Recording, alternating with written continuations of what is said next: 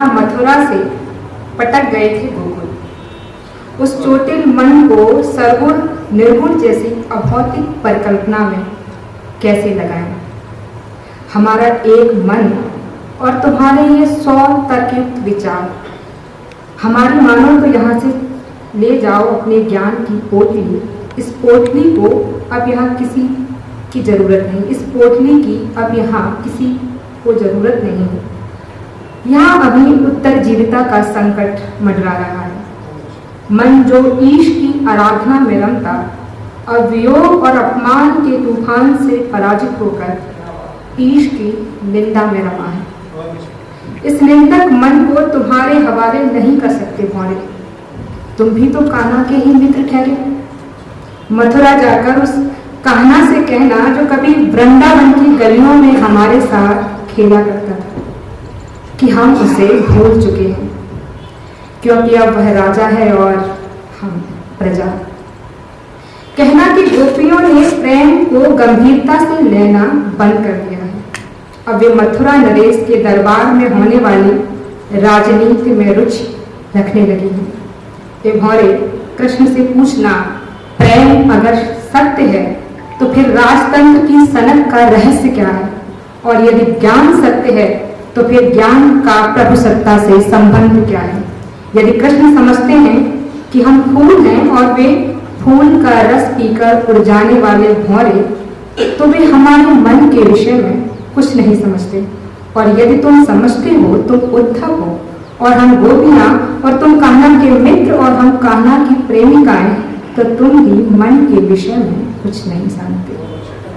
आओ भौरे, तुम मथुरा नरेश की चापलूसी में चप्पलें घिसो। जाओ भौरे, तुम मथुरा नरेश की चापलूसी में चप्पलें घिसो और मंत्री के महत्वपूर्ण पद पर विराजमान बने रहो।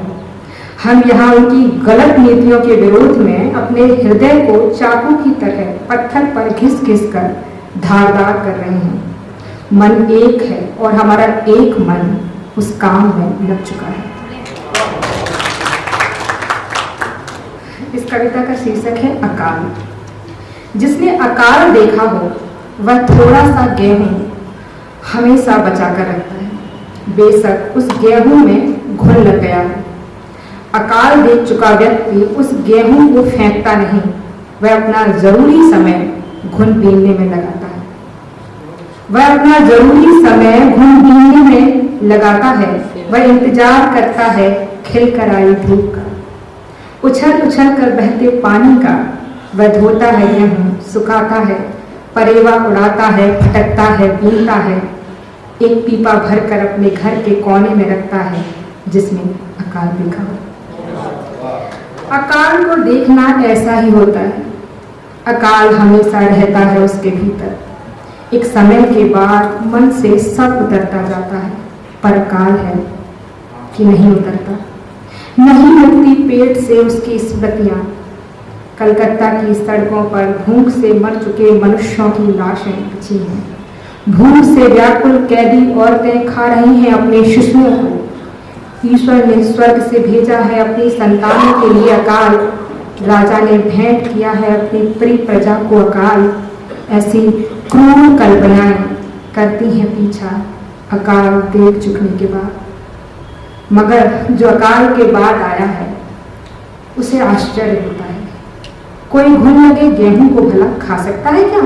कीड़े भी कोई खाता है? एक नस्ल देसी हंसता है।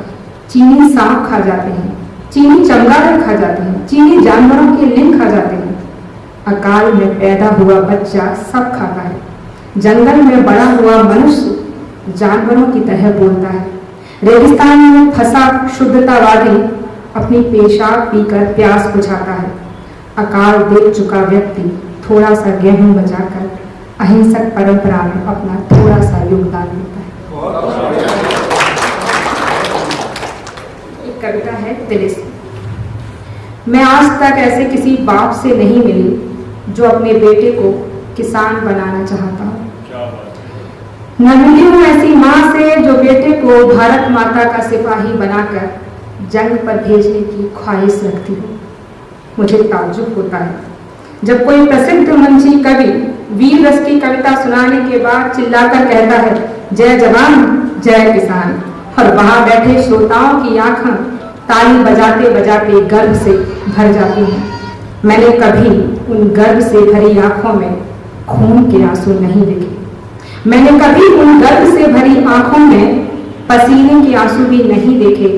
मैं ऐसी बहुत सी माँओं, बीवियों और बहनों से मिली हूँ जिनके बेटे सियाचिन की ठंड में सिकुड़कर मर गए, जिनके शौहर राजस्थान की रेत में झुलसकर जवानी में ही जर्जर पुराने और मैले हो गए, जिनके भाई बस्तर के जंगलों में भटकते भटकते अफसरों के हाथों की कठपुतली बनते गए।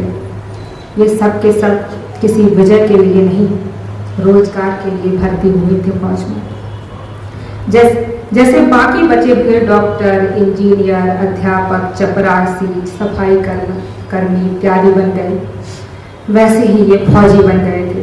और ये थे कि नहीं बन पाए जिनके पास खेत थे, और जो ये भी नहीं बन पाए जिनके पास खेत थे वे किसान बन गए। जिनके पास खेत भी नहीं थे वे दूसरों के खेतों में काम करने वाले दिहाड़ी मजदूर बन गए। जब पानी की कमी से फसलें सूखी तो ये रोए, जब बारिश और ओले इनकी फसलों पर गिरे तो ये फिर रोए, ये बार बार रोए और कुछ तो खुदकुशी करके मर भी गए। जब ये नए नए जवान हुए थे तो शाहरुख खान और सचिन तेंदुलकर बनने के ख्वाब देखते थे, मगर इनके ख्वाब 18 में ही टूट गए तब जब इन्हें दुश्मन से लड़ाने का अभ्यास कराने के दौरान पिट्ठू बांधकर मेढक की तरह दौड़ाया गया, जब इन्हें सूरज के सामने बिठाकर फसल काटने का आदेश दिया गया।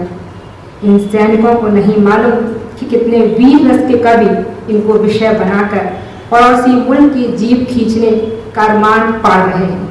इन किसानों को नहीं मालूम कि यथार्थवादी कविताओं को इनकी कितनी ज़रूरत है।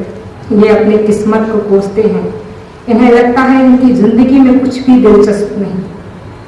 अपने छोटे छोटे हाकिमों के लिए गंदी गंदी गालियां गुदगुदाते हुए आधी रात को उठकर लाल चौक पर ड्यूटी करने जाने वाले ये जवान, सवेरे सवेरे जल्दी उठकर सिंघाड़े के लिए दलदल में उतरने वाले ये किसान, उस सबसे बड़े हाकिम के तिलिस्म के बारे में जरा सा भी नहीं जानते जिसने इन्हें जिन में बदल कर अपनी जिंदगी खासी दिलचस्प और रंगीन की है।